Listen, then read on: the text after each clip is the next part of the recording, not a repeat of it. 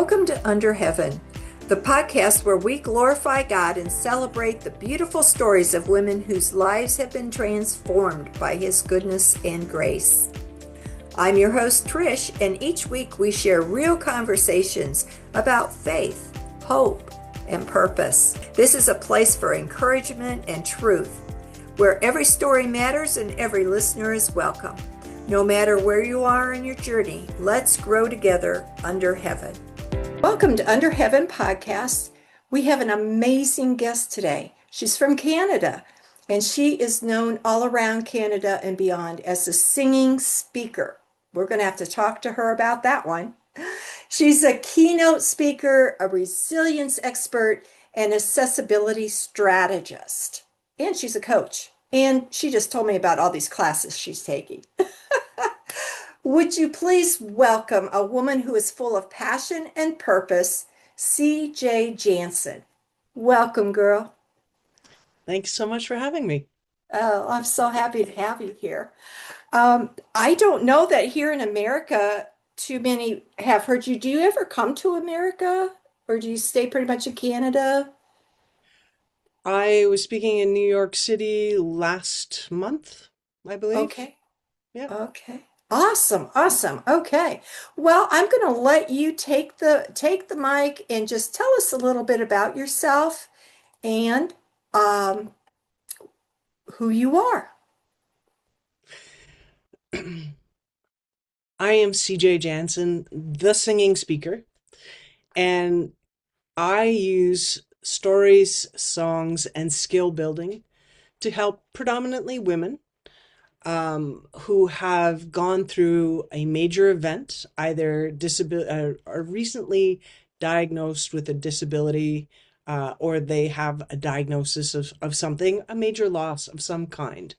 And I help them rebuild their lives. I teach them how to become joyfully resilient. But in order to become joyfully resilient, there are some steps along the way.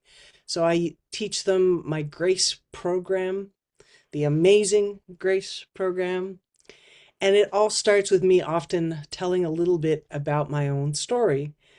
And that starts well back many, many, many, many, many moons ago. But the major change that took me to where I am today happened in 2012. Okay. I was living and working in the tropics. I had the best life ever. I was a master scuba instructor. I was diving 2 to 4 times a day. And my goodness, I was swimming with sharks and turtles and seahorses, and it was perfect. But I woke up on my 39th birthday and I got the most wicked gift ever. What happened? I got a wicked virus. Hmm. And that virus morphed into a neuroimmune illness called myalgic encephalomyelitis. And don't it always seem to go that you don't know what you've got till it's gone.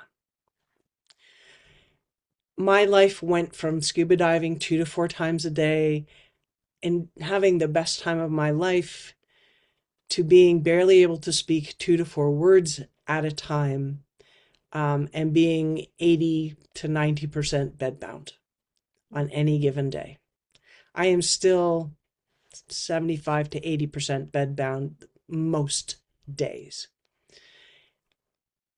And that stole my job, my friends, my hopes and dreams for the future. It took everything away from me. That's the short form for myalgic encephalomyelitis, ME, because of course, why would I not get an illness that was all about me? But yeah, no, this illness, the common term you may hear, it's not the correct, a full diagnosis, would be chronic fatigue syndrome. But chronic fatigue syndrome is a catch-all where doctors just throw people into because they don't know what's wrong and they're not willing to put the diagnostic testing steps in place to get a full diagnosis. People with long COVID are now being re-diagnosed as having ME because it is a post-viral illness and it's a neuroimmune illness, not a um, autoimmune illness, though they could be very similar. It is an illness that, if you imagine a car, um, when you put 100 gallons in or 100 liters in, you can get 100 kilometers or 100 miles. When I put the same amount of fuel into my body, um, I only get 30 or 20.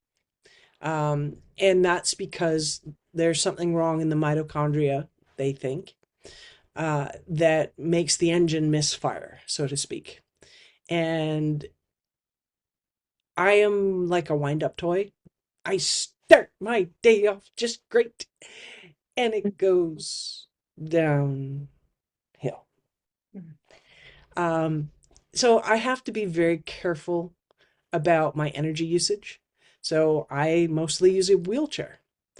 It is a necessary thing for me to do to be able to sit up and hold conversations, for me to go outside of my apartment. People look at you strange when you can stand up. It's like, well, you don't need a wheelchair, you can stand up. No, it doesn't work that way. So it can be confusing to some people. And it can lead to a lot of discomfort in amongst friends and family because the comment I kept getting is, well, why aren't you getting better?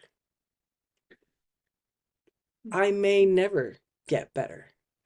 I have improved a little tiny bit through experimentation and learning how to pace. Well, okay, I'm really bad at that because I'm also ADHD and very A plus personality, but I try. I try. But it is one of those things is that you have to learn how to survive with the new parameters that have been placed in your life.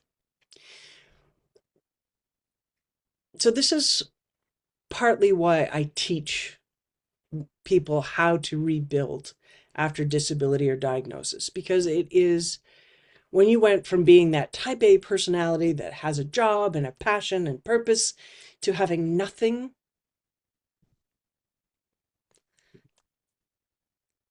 I came home on an airplane from living in Mexico with two life-threatening illnesses and not just one.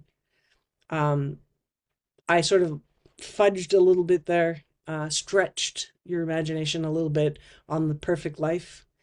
I was also an alcoholic. I had been an alcoholic since the age of 7 because of genetics. I was an alcoholic from the first sip that I ever took. So when I was on that airplane, wasn't sure if I was living, dying. We didn't know what was wrong. It took 2.5 years to figure that out. I made myself a promise that when I got off that airplane, I would never drink again. Okay, that didn't last for more than 2 days, as per usual. But by 5 days, I did make it through the doors of AA. And I have been sober since. So I'm now just over 13 years sober. Um, Congratulations. yeah. And this is sort of where my connection with God comes back into my life. Because as a kid, I went to church with my family. Then our family had a bit of falling out with God. And then because my mom was dying of cancer, so she turned from and then returned to. But at the end, um, I was told by somebody at the church at her funeral, well, she just didn't pray enough. She wasn't, Oh, that's why your mom died. oh my goodness. Mm. And so I turned from. I hated God for a long time. I was angry and I had a childish understanding Mhm. of what God was and is. and how it affects life. And but if I hadn't have made it, if I hadn't have gotten sick, I wouldn't have made it through the doors. I wouldn't have come home to Canada. I would have kept running away, and I'd probably be dead by now from liver damage. Mhm. If I hadn't have made it home to Canada, I wouldn't have made it through the doors of AA. And if I hadn't have joined the AA group that happened to be attached to a little Mennonite church, that was my childhood faith, that I'd always been too afraid to go to because I was afraid they're going to be too horse and buggy-ish, Mhm. I ended up finding a group of people that kept me alive, kept me safe, kept me surrounded and loved. And I can't appreciate them enough. They would accompany me to appointments if I needed help. Because again, at that point, I could barely speak. Um, they helped me get to specialist appointments in Toronto. Uh, that's how I ended up getting properly diagnosed and getting the financial help that I needed. When I left the housing situation that I was in, that was in a sort of an abusive situation, um, they helped me move into the women's shelter. When I got out of the women's shelter, I had no place to land. So, because I had met somebody in the church who was like, I think 84 or 86 at the time, she says, "You have to come join our seniors choir." Wait, what? I was 39. Yeah, but we can all walk faster than you. Ruth, Oh. Ruth, I love you still. Um, but because she had dragged me to join this seniors choir, I ended up volunteering at the seniors home. When I got out of the women's shelter, it was that same seniors home that then allowed me to live in their assisted living section until government housing came through. So it's been this journey of growth and learning and appreciating, you know, in AA, there was this sign, and I hated it. Attitude of gratitude. I'd look at that sign and growl, Mhm. and because it was frustrating. It was like, I've got nothing to be thankful for. I can't drink. I'm in a bad living situation. I'm not getting the foods I need. I don't know what's wrong with me. I don't know if I'm going to live. I don't know if I'm going to die. And wah, wah, wah. Okay, play Yep. this Playing music. your little. Um, because I didn't know how to be grateful. And so that sign angered me. Mhm. But through the grace of God, through the love of people around me who could love me until I could love myself, I started learning that, huh, I have a soft pillow and a soft bed. I'm not on the street. I'm in a warm place. I have enough food, maybe not the food I want, but I have enough. I can turn a light switch on and there's light. I can do all sorts of different things that there are many people in the world who cannot do that, right? Mhm. Uh, and I remember my breakthrough day, which is I was sitting at my back door, and if I look to the left side, it is so bright outside. I am light, sound, and scent sensitive. So the outside world is a constant bombardment of pain signals for the most part. So most of the time I have a hat on, I have sunglasses on. Like this much light becomes challenging for me to cope with.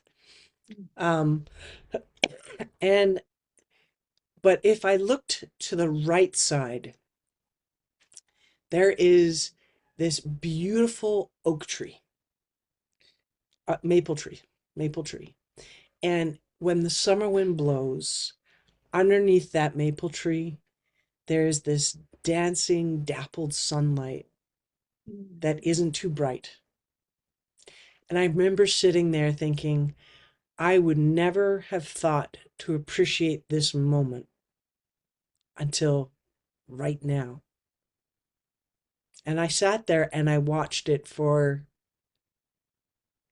15, 20 minutes, which is a good chunk of the time I'm allowed to spend out of bed in a day. Mm. Um, just smelling the scents of the world, the summer breeze, watching that dancing sunlight, and just taking the time to be thankful and to sit in that moment. And that sign started to make sense. And I started seeing that sign in the AA rooms and being thankful for it instead of growling at it. So, yeah, a lot of the things that I'm going to talk about are part of the grace program that I teach. Because when I first started this rebuilding journey, I started in a state of feeling worthless. I was a burden on society. I couldn't hold a job. I had no value. I I didn't know how, I wasn't even sure if I was going to be living another couple of weeks or months or even a year or two. And I had to make a choice. And I chose to fight, which is how I made it through those doors of AA. I made the choice to fight.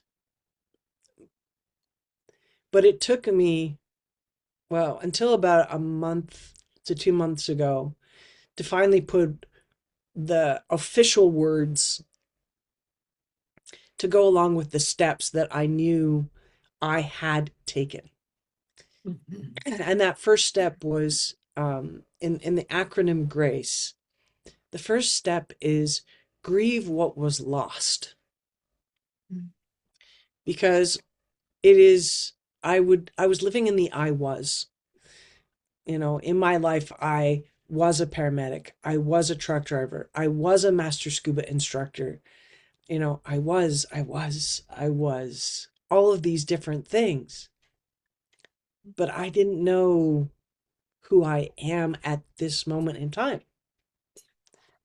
So I started off by giving myself one job. I call it my Mission Impossible job. The dun dun dun dun dun dun dun dun dun. Every day, I have to go out into the world, either online or in person, and I have to make one person smile. That was my entire job. Every single day, I had to go out into the world and make one person smile because I imagined that that one smile would travel around the world. Because when you can make one person smile, maybe they share the story of what you said or what you did, or maybe it just turns their day enough that they don't yell at their kid or they don't have an argument with their boss. Or maybe they just feel more confident and they land that big job they've been dreaming of. Who knows? We don't know what our actions are going to do in somebody else's life, but I can imagine it. I've seen the impact of it because there was a lady I volunteered, as I said, at the seniors home. There was a lady who was normally always a very smiley person. And on one given day, I remember walking up to her and I just felt the need to say, you know what? I love how your smile lights up the room. And I don't know if you've ever seen this where somebody's face just goes through a gazillion micro expressions. It's like almost reading a television show on their face where they're surprised, then sad, and then um, maybe a little resentful, and then sort of resignation, and then a happy joy. or a sad joy. And I watched this kaleidoscope of emotions cross her face. And she looked at me and she said, "Today is the anniversary of my husband's passing. And the thing that he said he loved about me most was my smile." Mm. Yep. Mm. We both sort of just sat there quietly for a little bit. And I gave her a hug. We never know how our words, for good or bad, are going to affect somebody. So Mhm. by giving myself that one job of going out into the world, whether that was pebbling somebody on Facebook, a friend. Do you know what pebbling is? Ah, No. okay. Penguins, in order to find a mate, collect pebbles and present pebbles to females. And it's their way of showing love. And they when they do choose their partner, they keep bringing them little pebbles to help them make their nests as well. And so pebbling, when it comes to social media, is you've got that one friend that is sending you jokes all the time, or sending you inspirational quotes, or just making those little tiny touches in your life. It's their way of expressing their love without necessarily being eloquent, or being making it too big of a thing. It's their way of showing little tiny touches in your life to show their love for you. So that's called pebbling.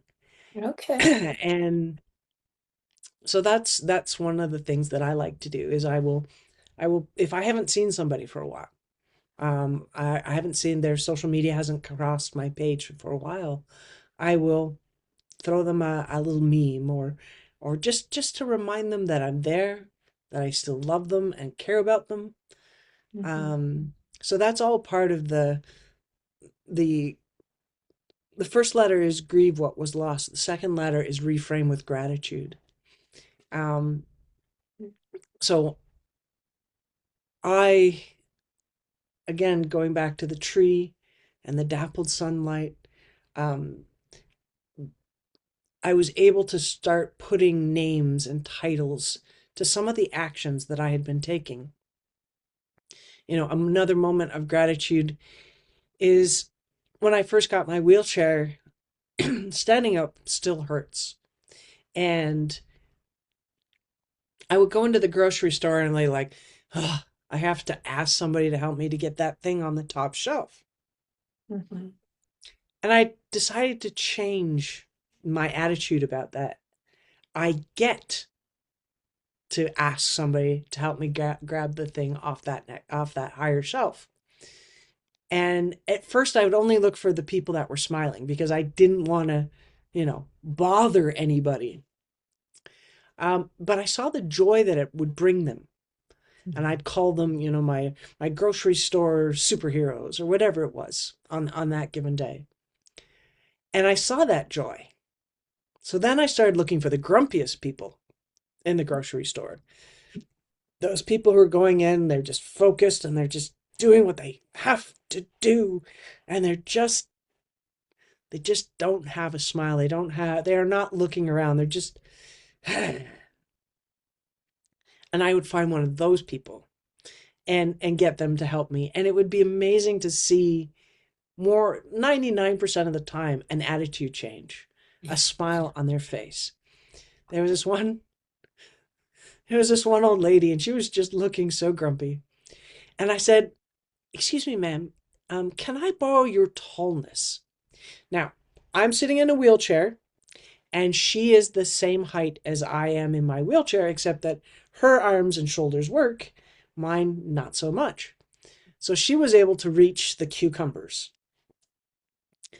And she brought down this bag of cucumbers for me, and she turned to her daughter, who I didn't know was with her at the time, and she said, "I have never felt so tall in my entire life." And she cackled. She full on cackled. And her daughter laughed, and I laughed, and her entire day shifted simply by giving the gift of giving. If you think about people and how much joy you get by watching somebody open the gift that you've given them, sometimes by being vulnerable. And this is a tough one to learn, and I still struggle with it at times. Um, by being vulnerable and asking for help, you are allowing that person to show their love for you. You are allowing that person to feel valuable, um, valuable, however you say the word. Anyway, and it just opens doors to conversations, to opportunities. So even though I at first resented having to ask, I started enjoying being able to ask people for help. Um, and some people were willing to go around the entire store with me. Oh, is there anything else I can get you? Because it Oh, gave them pleasure. It made them feel important. And so that's something I enjoy doing now. Every mhm, time I go to the grocery store, even if technically I might be able to reach something and somebody's there, mhm. I'll probably ask for help because it makes me smile to see them smile. So, Yes. That is um, so amazing. I had never thought about that, but it's absolute truth that when you ask somebody to help you do something so many times, it does make them feel good to be able to help. What an amazing observation. yeah, Mm, it's fun. Like it may not be for the person that is an introvert. Maybe that could be a little bit tough, but they can pebble. You can yeah. be an introvert and pebble. You can find different ways um, Mhm, to find that sort of connection with people. And then A for me in grace. So grieve what was mhm, lost, reframe with gratitude. A is act fearlessly. When you lose everything, when your whole world changes and collapses, it is horrific and a gift because all of a sudden there's no longer the same parameters put on you. I couldn't be a paramedic anymore. I couldn't teach scuba diving anymore. I couldn't drive an 18 wheeler anymore. But what other skills do I have? So I started to explore some of those things. And in the rooms of AA, again, this is one of those little God connections. I saw good speakers and I saw what a bad speaker looked like. Because often in an AA room, you will share your experience, strength, and hope. And I wanted to save everybody. They were going to hear my story and stay sober forever. mhm, Yes, I was still a little bit sick, but it led me to Toastmasters. I ended up joining Toastmasters International, which is a nonprofit group that helps you build your speaking your speaking skills, but also your leadership skills, which is amazing because that the leadership skills led onto my Disabilities Unleashed shows. But I'll come back to that. That is part of Act Fearlessly. mhm, Is I started speaking, and that speaking led me to sharing the story the way I am now. This is a little disjointed, but it allows me to share my story in more powerful ways to help other people rebuild and learn to live joyfully resilient. And I started finding words and connections. But part of Toastmasters is also doing community building activities as projects. And I came up with this idea of I wanted to create an event to celebrate and elevate persons with disabilities, because there isn't a lot in my region. Mm. And it started because July in Canada and the US is Disability Pride Month. Pride as in, I'm not ashamed of being disabled. Mm-hmm. Which unfortunately falls right after Pride Month for the LGBTQ community. And sometimes there's backlash simply because the name is similar. I love the LGBTQ community. I'm perfectly fine with them. But sometimes you can get threatened when you have the word pride in anything. But it was new to Canada. You guys started it in 1993. We started it in 2023. We were a little bit behind in that sense. And I went online in 2023 looking for, it was 2023 or 2024, I think. No, 2023. And I started looking, and it was like, there isn't a single event in the region of Waterloo. Not a single event in like almost a 100-mile radius. There was nothing to celebrate and elevate persons with disability. And I was about to perform at something called Speaker Slam. It was a speaking competition. Thank you for being with us today on Under Heaven. I trust this conversation encouraged your heart and reminded you of God's faithfulness. If today's episode blessed you, please click like, subscribe, and share the hope with others. Until next time, blessings.